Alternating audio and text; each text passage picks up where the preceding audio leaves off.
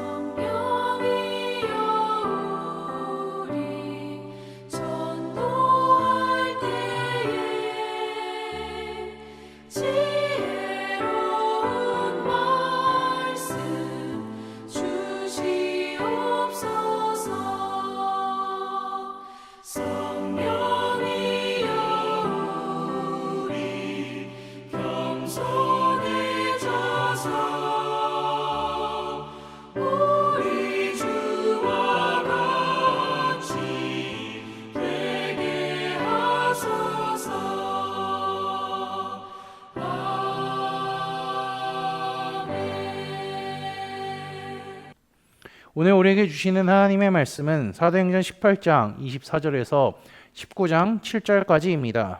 그중 19장 1절에서 7절까지 제가 봉독하도록 하겠습니다.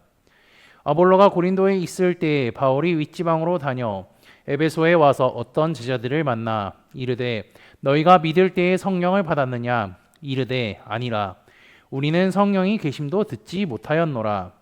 바울이 이르되 그러면 너희가 무슨 세례를 받았느냐? 대답하되 요한의 세례니라. 바울이 이르되 요한이 회개의 세례를 베풀며 백성에게 말하되 내 뒤에 오시는 이를 믿으라 하였으니 이는 곧 예수라 하거늘 그들이 듣고 주 예수의 이름으로 세례를 받으니 바울이 그들에게 안수하매 성령이 그들에게 임하심으로 방언도 하고 예언도 하니 모두 12사람쯤 되니라.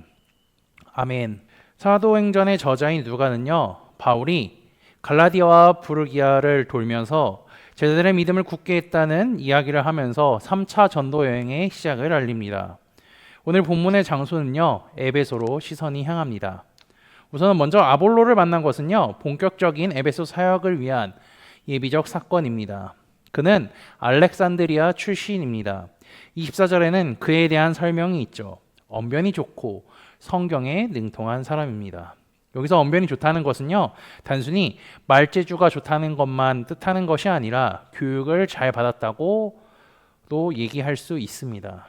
그리고 25절을 보면요, 그가 일찍 주의 도를 배워서 열심히 예수님에 대한 것을 자세히 말하며 가르쳤다라고 하죠. 그는 이미 예수님에 대한 것을 알고 자세히 말하면서 가르쳤는데요, 아주 열심히 가르쳤습니다. 아볼로가 어떻게 예수님을 접했는지 소개되지는 않지만 오순절 성령 강림 때 애굽의 알렉산드리아에서 온 디아스포라 유대인들에게 들었을 것이죠. 그가 예수님을 전하는 것은요, 마치 사도들이 예수님을 전하는 것과 같았습니다. 이런 탁월함에도 불구하고요, 그는 요한의 세례만 알고 있었습니다. 이는 아볼로가 예수님에 대해서 전했지만요, 100% 완벽하게 예수님에 대해 모른다는 증거이기도 하죠. 요한의 세례만 알았다는 것은요, 성령 세례에 대한 지식이 부족했던 것을 의미하기도 합니다. 그가 바울처럼 회당에서 담대하게 말할 때에 브리스길라와 아굴라 부부가 듣고 뭔가 부족함을 느껴서 아볼로를 데리고 가 하나님의 도를 좀 더 정확하게 풀어주고 가르쳐 줬습니다. 아볼로의 가르침이 틀렸다는 것이 아니라 부족했다는 것에 우리는 주목할 필요가 있죠. 중요한 것은요, 아볼로가 두 사람의 가르침을 거절하지 않고 잘 받았다는 것입니다. 학문과 성경에 뛰어났던 유대인 남자 아볼로가 처음 보는 여성 브리스길라에게 가르침을 받은 것이죠. 교육 수준이 남달랐던 아볼로는요, 복음에 활짝 열린 사람이기도 합니다. 이렇게 하나님의 도를 좀 더 정확하게 알게 된 아볼로는요, 시간이 얼마 지나서 아가야로 건너가려고 했습니다. 에베소에 있던 이제 그리스도인들은 그를 격려하고 고린도 교회 이제 제자들에게 편지를 써서 영접하라고 합니다. 이렇게 에베소에서 아골라 부부가 주축으로 한 공동체가 아볼로를 고린도 교회로 파송합니다. 고린도로 건너간 아볼로를 통해서 은혜로 말미암아 성도들에게 많은 유익을 끼쳤습니다. 아볼로는 사람들이 예수님의 그리스도이심이라 담대히 선포합니다. 유대인들은 그의 의견에 반박하여서 논쟁을 하지만 아볼로가 가지고 있는 재능이 워낙 뛰어났기 때문에 상대가 되지를 않죠. 아볼로는 바울이 부재한 고린도 교회의 리더십을 충분히 채웠습니다. 고린도전서 3장에서 바울은요, 이렇게 이야기합니다. 나는 심었고 아볼로는 물을 주었다라고 말이죠. 아볼로는 고린도 교회 성도들에게 훌륭한 신앙의 본이 된 것입니다. 이제 19장부터는요, 바울의 에베소 사역에 관한 내용입니다. 바울은 이곳에서 어떠한 제자 무리들을 만납니다. 근데 부가 설명을 보면요, 이들은 성령도 받지 못하고 성령도 계심을 듣지 못했다라고 하죠. 뭔가 이상합니다. 성경 본문은 이들을 향해서 표현하죠. 제자들이라고 말이죠. 그런데 성령도 받지 못하고 성령의 계심도 듣지 못했다. 참 의아합니다. 여기서 잠깐 우리가 좀 더 생각해 보면요, 한 사람이 생각날 것입니다. 방금 전 18장 후반부의 주인공이었던 아볼로가 생각날 것이죠. 이들은 아볼로보다 어쩌면 훨씬 더 부족한 사람들이었습니다. 이들은 요한의 세례만 알고 있었습니다. 그렇기에 바울은요, 요한이 세례를 베풀 때 선포한 메시지를 그들에게 전합니다. 내 뒤에 오시는 이를 믿으라 하였으니라고 말하면서 그 사람이 곧 예수님이라고 하죠. 그들이 바울이 전한 예수님을 듣고 믿어 예수님의 이름으로 이제 세례를 받습니다. 바울이 그들에게 안수할 때 성령이 그들에게 임하셔서 방언도 하고 예언도 하게 되죠. 오순절 때 사마리아에서 고넬료의 집에서 이 세 곳에서 일어났던 일을 이어서 또 다른 상징적인 성령의 임하시는 사건입니다. 본문은 성령 임재의 어떤 정형화된 패턴을 이야기하는 것이 아닙니다. 그렇다고 해서 방언과 예언을 성령 임재의 필수 조건으로 여겨서는 또 안 됩니다. 사도행전의 저자인 누가는요, 참된 제자 공동체의 표징이 성령의 임재라는 사실을 다시 한번 강조하고 있죠. 그리고 이렇게 성령 세례를 받은 사람은 12명이나 된다고 합니다. 아볼로는요, 브리스길라와 아굴라를 만나서 참된 그리스도의 도를 배웠습니다. 그 후에 고린도 교회 성도들을 믿음을 굳건하게 하는 데 큰 역할을 했죠. 그리고 바울은 에베소에서 주의 이름으로 세례도 받지 못하고 요한의 세례밖에 모르던 사람들에게 예수님에 대해 전했고요. 그들에게 주님의 이름으로 세례로 베풀고 세례를 베풀자 성령의 역사가 일어났습니다. 이들의 반쪽짜리 복음, 이들은요, 반쪽짜리 복음, 반쪽짜리 복음만 알고 있던 사람들이었죠. 이들은 복음을 제대로 아는 사람들을 만나 정확한 설명을 듣고요, 세례로 받았습니다. 이들에게 정확한 복음을 전했던 브리스길라 부부 또한 바울도요, 온전한 복음을 듣기 전까지는요 제대로 신앙생활 하지 못했습니다. 이처럼 복음을 전하는 자의 역할도 매우 중요합니다. 복음을 제대로 알지 못하면요, 예수님에 대해 제대로 알지 못하면요, 나 자신조차 제대로 신앙생활 하지 못하고요, 예수님에 대해 전한다고 해도요 제대로 전하지 못할 것입니다. 그렇게 우리는 말씀을 정확히 배우고 알고 전해야 합니다.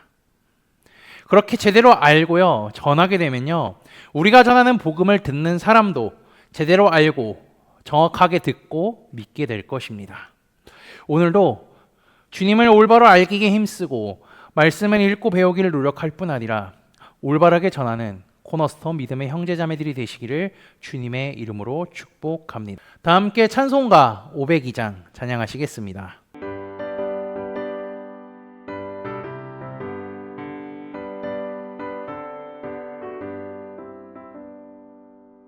빛의 사자들이여 어서 가서 어둠을 물리치고 주의 진리 모르는 백성에게 복음의 빛비춰라. 빛의 사자들이여 복음의 빛비춰라. 죄로운 밤 밝게 비춰라. 빛의 사자들이여 선한 사역 위하여 힘을 내라. 주와 함께 하시겠네. 주의 크신 사랑을 전파하며 복음의 빛 비춰라. 빛의 사자들이여 복음의 빛 비춰라. 죄로운 밤 밝게 비춰라. 빛의 사자들이여 주님 부탁하신 말 순종하여 이 진리 전파하라. 산을 넘고 물 건너 힘을 다해 복음의 빛 비춰라. 빛의 사자들이여 복음의 빛 비춰라. 죄로운 밤 밝게 비춰라. 빛의 사자들이여 동서남북 어디나 땅끝까지 주님만 의지하고 눈 어두워 못 보는 백성에게 복음의 빛 비춰라. 빛의 사자들이여 복음의 빛 비춰라. 죄로운 밤 밝게 비춰라. 빛의 사자들이여 다 함께 기도하시겠습니다. 하나님 아버지 감사합니다. 오늘도 새 하루를 허락하시고 하나님을 예배할 수 있게 하심에 감사합니다. 나에게 하나님께서 수많은 것들을 허락하셨습니다. 하나님께서 베풀어 주신 은혜를 날마다 기억하며 살아가게 하옵소서. 지난주의 말씀을 기억하며 기도합니다. 예루살렘은 하나님의 거룩한 성전에 있는 성읍임을 기억하게 하시고 그곳에서 하나님을 예배하기 위해 수많은 사람들이 모였을 뿐 아니라 성전에 가지 못할 때라도 성전을 기억하며 기도했음을 알게 하시니 감사합니다. 하나님께서 성전을 택하신 이유와 목적을 깨닫고 하나님을 예배하는 장소를 허락하셨던 것과 그곳을 위하여 평안을 구하는 우리가 되게 하옵소서. 아볼로와 다른 제자들은 예수님에 대해 정확히 알지 못했습니다. 그들에게 완전한 복음이 전해졌을 때 성령이 그들에게 임하셨음을 기억합니다. 그뿐 아니라 그 후에 더욱 힘써 주님을 전했던 자들임을 우리는 말씀을 통해 보았습니다. 하나님, 우리에게도 온전한 복음을 듣게 하시고 그로 인해 주님을 믿게 하셨사오니 우리가 온전한 복음을 전하며 살아가는 믿음의 형제자매들이 되도록 인도하여 주옵소서. 우리 삶에 복음으로 충만한 삶을 살게 인도하여 주옵소서. 예수 그리스도의 이름으로 기도합니다. 아멘. 이 시간 합심으로 기도할 제목들을 나눕니다. 먼저 성부, 성자, 성령 삼위 하나님을 묵상하며 경배하는 삶을 살도록 기도하시고요. 회개와 경건한 삶을 살도록 기도하시기 바랍니다. 그리고 지난주를 들었던 말씀을 기억하며 기도하시고 교회를 이끌어 가시는 담임 목사님과 사역자들을 위해 기도해 주시기 바랍니다. 그리고 내일 있을 사사기 성경 공부와 목요일에 진행되는 여호수아 목회자 세미나를 위해 소그룹 원들을 위해 각자 가지고 계신 기도의 제목들을 놓고 기도하시기를 바라며 오늘도 주 안에서 승리하십시오.